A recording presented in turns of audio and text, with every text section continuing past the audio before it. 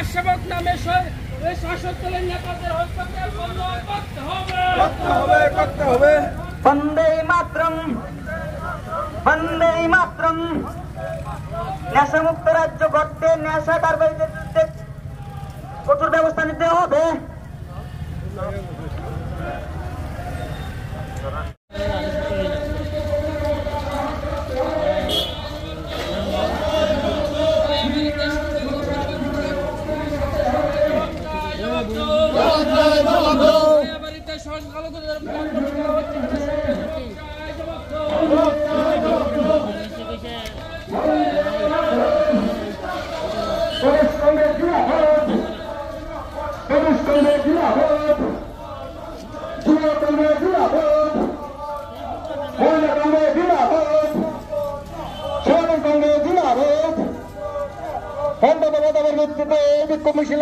উদয়পুর জেলা কংগ্রেসের আহ্বানে আমরা উদয়পুর শহরে আমরা বিক্ষোভ মিছিল আমরা সংগঠিত করেছি।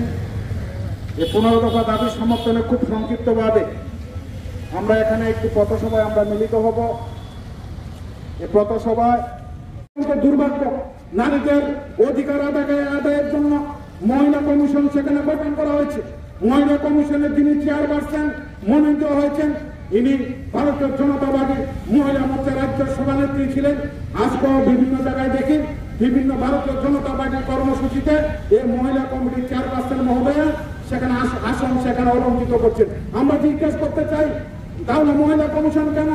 মহিলা কমিশন একটা নিরপেক্ষ সংস্থা, সেখানে নিরপেক্ষ লোক থাকার কথা ছিল, কিন্তু দুর্ভাগ্যজনকভাবে সম্পূর্ণ পরিকল্পিতভাবে এ রাজ্যের যাতে নারীদের অধিকার সুরক্ষিত না হয়, নারীরা যাতে বঞ্চিত হয়, নারীরা অত্যাচারিত হলে যাতে প্রশাসনিক সুযোগ সুবিধা পেতে না পারে, একটা গভীর ষড়যন্ত্র করে মহিলা কমিশনের মতন একটা গুরুত্বপূর্ণ পদে না সেখানে মহিলা মোর্চার রাজ্য সভানেত্রীকে চেয়ারপারসন সেখানে করা হয়েছে। আমরা গোমতী জেলা কংগ্রেস, উদয়পুর জেলা কংগ্রেসের তরফে এই সমস্ত ঘটনা সেখানে তীব্র নিন্দা জানাতে চাই। আজকে সারা রাজ্যের অবস্থা দেখুন, বিরোধী দল তার কথা বলার অধিকার হারিয়েছে।